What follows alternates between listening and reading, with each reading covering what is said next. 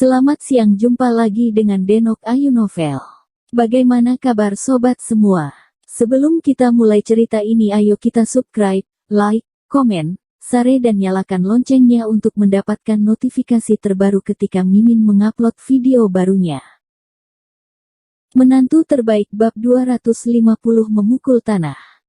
Lin Yu berbalik dan menemukan bahwa orang yang memanggilnya adalah seorang pria gemuk berkacamata tebal. Dia melihat ke atas dan ke bawah, dan segera teringat bahwa pria ini adalah terakhir kali Menteri Kesehatan Lu Xiaojin membawanya ke rumah sakit pertama Universitas Beijing kepada istri menteri. Dokter ortopedi dalam pengobatan barat. Halo, Dokter Guan. Lin Yu mengangguk sedikit dan menyapa. Dia dokter jenius, apa yang kamu lakukan di sini untuk ke dokter? Guan Qingxian mengangkat alisnya. Nadanya penuh dengan keceriaan, dan nada kata, dokter umum, secara khusus ditekankan. Dia jelas-jelas mengejek Lin Yu, apakah dokter TCM yang bermartabat masih perlu datang ke rumah sakit pengobatan barat?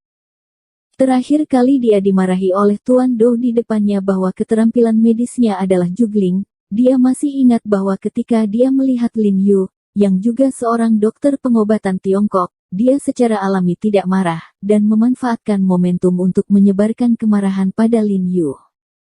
Maafkan aku khawatir aku akan mengecewakanmu. Aku di sini untuk membantu orang lain. Lin Yu berkata dengan enteng. Dia tidak memiliki kesan yang baik tentang Guan Qingxian. Beritahu orang-orang untuk menemui dokter. Kamu terlalu berlebihan, kan? Rumah sakit umum daerah militer yang bermartabat membutuhkanmu untuk merawat pasien. Guan Qingxian mencibir, berpikir bahwa apa yang dikatakan Lin Yu benar-benar konyol. Di mana halaman utamanya? Rumah sakit pengobatan barat terbaik di Beijing. Ini mewakili puncak perawatan medis China. Percaya atau tidak, saya tidak perlu menjelaskan apapun kepada Anda. Lin Yu berkata dengan ringan, lalu mengangkat kakinya untuk pergi. Hei, jangan buru-buru pergi, aku belum selesai bicara. Guan Qingxian dengan cepat mengulurkan tangan dan memblokir Lin Yu. Singkirkan tanganmu. Li Zhensheng mendengus dingin. Guan Qingxian kaget dan buru-buru melepaskan tangannya. Dia melirik Li Zhensheng yang ganas dengan sedikit rasa takut, mendorong kacamata miopia yang berat, dan berkata kepada Lin Yu, aku tidak punya arti lain, hanya ingin kamu lihat. Kondisi medis yang saya berikan kepada Nyonya Huang, kondisi tulang belakang lumbalnya telah membaik, dan dia sekarang menjalani pemeriksaan di rumah sakit. Guan, saya tidak akan menontonnya. Saya juga berharap semuanya baik-baik saja untuk Ni Huang. Juga, izinkan saya mengingatkan Anda bahwa keterampilan medis digunakan untuk mengobati penyakit dan menyelamatkan orang. Bukan untuk Anda bandingkan dengan orang lain. Lin Yu melirik. Dia melirik, dengan sedikit nada jijik, dan mengangkat kakinya untuk terus berjalan keluar. Seperti yang diharapkan, praktisi pengobatan Tiongkok semua adalah orang-orang yang berpura-pura menjadi mulia. Tidak peduli seberapa berpura-pura menjadi, Anda tidak harus datang ke rumah sakit pengobatan barat kami jika Anda sakit. Guan Qingxian mendengus dan menatap Lin Yu dengan mengejek. Saya merasa bahwa Lin Yu telah bermain-main sedikit. Tunggu. Tiba-tiba terdengar suara terengah-engah dari belakang. Ketika Guan Qingxian melihat pengunjung tersebut, wajahnya langsung terlihat senang, dan dia buru-buru berteriak, Din Zhao. Zhao Zongji yang lari. Guan Qingxian dengan tergesa-gesa menyapanya, dengan wajah penuh rasa jengkel. Dia ingin bekerja di rumah sakit umum daerah militer, jadi ketika dia melihat wakil kepala, dia secara alami ingin maju untuk menjilatinya. Meskipun Lu Xiaojin adalah Menteri Kesehatan, rumah sakit umum daerah militer memiliki posisi khusus dalam industri medis di ibu kota. Bahkan jika menteri secara pribadi menyambutnya, dia tidak menjamin bahwa dia akan masuk. Zhao Zongji memandang Qingxian dan bertanya-tanya, apakah Anda? Guan Qingxian mengeluarkan kartu namanya dan berkata dengan penuh semangat, Presiden Zhao, saya Guan Qingxian. Menteri Lu menyapa Anda dan ingin saya bekerja di Departemen Ortopedi rumah sakit Anda. Oh, tunggu sebentar. Ketika Zhao Zongji mendengar bahwa dia sedang mencari pekerjaan, dia mengabaikannya dan segera menyusul. Dia berteriak pada Lin Yu, Dr. He, tunggu, tolong tunggu. Din Zhao, apa ada yang lain? Bukankah kondisi Nona He sudah stabil? Lin Yu buru-buru berhenti setelah melihat Zhao Zongji, agak bingung. Ya, Mas. He sangat baik. Saya mengejar Anda untuk menanyakan apakah Anda memiliki niat untuk bekerja di Departemen Ortopedi rumah sakit kami. Zhao Zongji berkata sambil tersenyum, dan kemudian mengeluarkan kartu namanya. Dengarkan Tuan Do mengatakan bahwa Anda ada di sini. Saya sangat sukses dalam penyakit ortopedi. Ini kartu nama saya, terimalah. Guan Qingxian dari belakang tiba-tiba gemetar, seolah-olah dia disambar petir, wajahnya sangat jelek. Dia mengeluarkan kartu namanya kepada keluarga Zhao Zongji tanpa memintanya, tetapi berlari untuk memberi Lin Yu kartu nama. Selain itu, ketika seorang dokter yang bermartabat mengambil inisiatif untuk melamar pekerjaan, yang lain dengan senang hati menjawab, tetapi Lin Yu meminta Zhao Zongji untuk berlari dan mengundangnya untuk bekerja di rumah sakit. Dia tertegun dalam keadaan linglung, seolah-olah dia telah ditampar dengan kejam, dengan rasa sakit yang membara di wajahnya. Saya menerima kartu nama itu, dan pekerjaan itu diberikan begitu saja. Untuk memberitahu Anda, saya membuka sebuah klinik medis kecil sendiri. Lin Yu dengan penuh syukur menerima kartu nama itu, dan kemudian mengangguk meminta maaf kepada Zhao Zongji, dan kemudian membawanya. Li Zhensheng pergi. Anda diperkenalkan oleh Menteri Lu. Zhao Zongji berbalik dan menatap Guan Qingxian, dan berkata dengan ringan, ayo masuk dan bicara dengan saya. Ya. Guan Qingxian mengangguk dengan hormat. Dia tahu bahwa orang-orang di rumah sakit umum daerah militer sangat bergaya. Dia tidak berharap untuk menjadi begitu bergaya. Dia merasa getir di hatinya. Pada saat yang sama, dia sangat bingung dengan wakil presiden sebesar itu. Mengapa Anda begitu menghormati Lin Yu? Begitu Li Zhensheng membuka pintu keesokan paginya, Lin Yu pergi ke rumah sakit. Keduanya duduk berhadap-hadapan sepanjang pagi, tetapi tidak ada pasien. Li Zhen menghela nafas dengan sedih, Tuan, jika ini terus berlanjut, klinik medis kita akan menjadi kuning. Jangan khawatir, Saudara Li, bukankah ada pepatah seperti itu, jika kamu tidak terbang, kamu bisa terbang, jika kamu terbang ke langit, jika kamu tidak menangis, kamu akan menjadi blockbuster.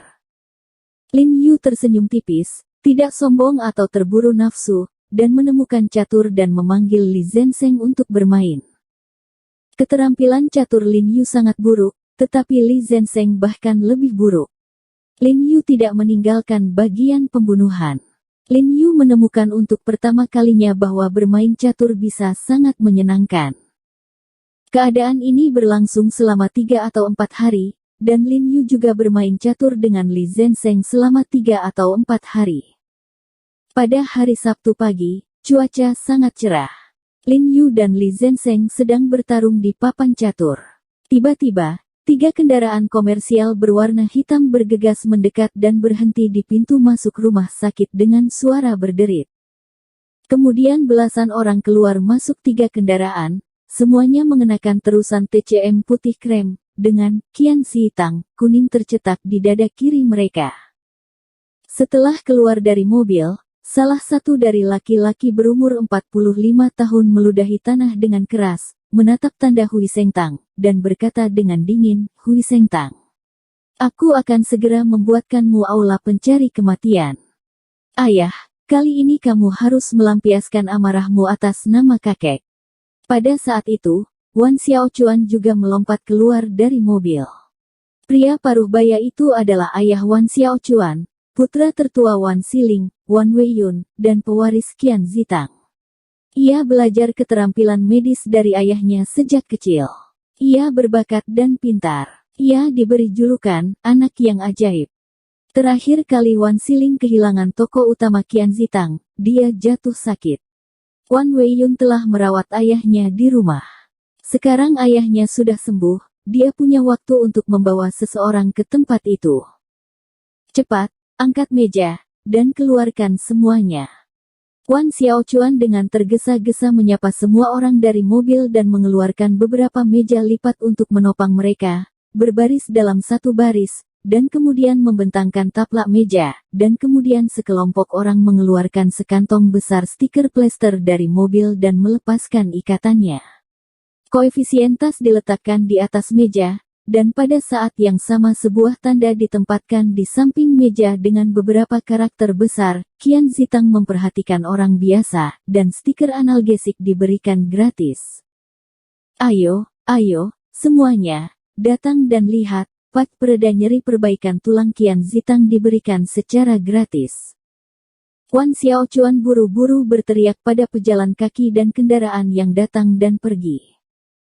Begitu banyak orang mendengar nama Qian Zitang, mereka langsung berhenti dan menghampiri. Banyak pengemudi yang berkendara juga memarkir mobilnya di pinggir jalan, turun dan berlari.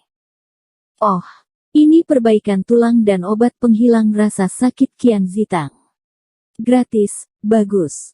Sangat beruntung hari ini. Beli plester semacam ini di toko. Satu kotak harganya 980. Sungguh, kalau begitu aku akan segera memposting 2 posting. Kerumunan sangat bersemangat, dan dalam waktu singkat, hampir 100 orang berkumpul di depan kios yang didirikan oleh Qian Zitang. Ayo, jangan khawatir, berbaris, satu persatu. Satu kotak untuk setiap orang, tidak lebih. Wan Xiaochuan dan sekelompok dokter menyambut semua orang dalam antrean sambil membagikan tambalan pereda nyeri. Suara apa di luar? Li Zhensheng menunda catur dan buru-buru bangkit dan lari. Setelah melihat pemandangan yang berantakan di luar, dia segera berhenti dan berkata dengan marah, "Hei, apa yang kamu lakukan? Siapa yang memintamu untuk mendirikan sebuah kios di depan toko kami? Ini adalah tempat umum. Kapan itu menjadi toko Anda?" Wan Xiaochuan berbalik dan menatap Li Zhensheng, dan berkata tanpa menunjukkan kelemahan. "Kamu hanya membuat masalah. Percaya atau tidak, aku membuka kios untukmu." Li Zhensheng dengan marah berkata. Dia melihat kata-kata Qian Zitang dan langsung bereaksi. Orang-orang ini sengaja datang untuk mencari kesalahan. Balik.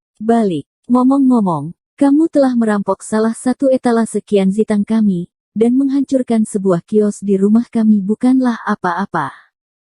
Wan Weiyun berkata dengan tangan di punggung dan dada tegak, tapi sebelum kamu membuka kios, tanyakan pada pria besar itu apakah kamu setuju. Itu benar, kenapa kamu mendirikan warung orang? Apakah Anda ingin tidak tahu malu, orang melakukan hal-hal baik di sini, dan mereka menghalangi mereka, apa? Itu saja, jika kamu berani buka warung mereka, kami akan hancurkan toko kamu. Ya, hancurkan toko untuknya. Sekelompok orang yang telah menerima pengobatan segera tersipu dan meraung, menunjuk Li Zhensheng dan mengutuk. Kalian, wajah Li Zhen memerah karena marah. Dia tidak tahu harus berkata apa. Saudara Li, jangan khawatir, lihat trik apa yang mereka lakukan. Lin Yu tersenyum dan menepuk bahu Li Zhensheng, sama sekali tidak cemas. Kamu adalah He Jiarong. Wan Weiyun memandang Lin Yu dan bertanya. Ya, ini aku, berani tanya kamu siapa? Wan Weiyun, putra tertua Wan Siling.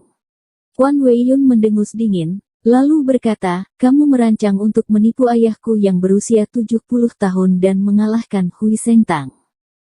Penipuan desain. Lin Yu mengerutkan kening dan berkata dalam kebingungan, bagaimana saya bisa mengatakan ini? Jelas Wan Lao yang bertaruh dengan saya dan kalah dari saya. Aku benar-benar bisa berakting, aku sudah menyelidikinya sejak lama. Ayah dan ibu yang datang untuk melihat kaki hari itu adalah kamar anak yang kamu undang. Wan Weiyun menunjuk ke Lin Yu dan berkata dengan dingin. Kentut ibumu. Li Zhensheng tiba-tiba berteriak dengan marah. Dia telah mendengar Shen Yuxuan berbicara tentang hari itu. Jelas sekali bahwa kedua pria itu datang ke Qian Zitang untuk menemukan klinik gratis Wan Xiling, dan Wan Xiling harus menyeret Lin Yu untuk bertaruh. Pernahkah Anda melihat orang besar itu? Betapa sombongnya pembohong itu sekarang. Wan Weiyun segera berbalik dan bergegas ke semua orang dan berkata, seperti yang kalian semua tahu, ini awalnya adalah kantor pusat Qian Zitang kami, dan ditipu oleh pembohong bernama He Jiarong ini. Ya, ini awalnya Qian Zitang, kenapa jadi Hui Sengtang? Apa kau tidak mendengarku? Aku dibodohi oleh dua bajingan ini.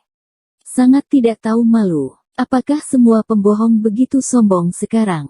Apakah ada raja hukum? Kerumunan penonton tiba-tiba mulai berbicara. Aku mohon semua orang untuk mengambil keputusan untuk Qian Zitang kita.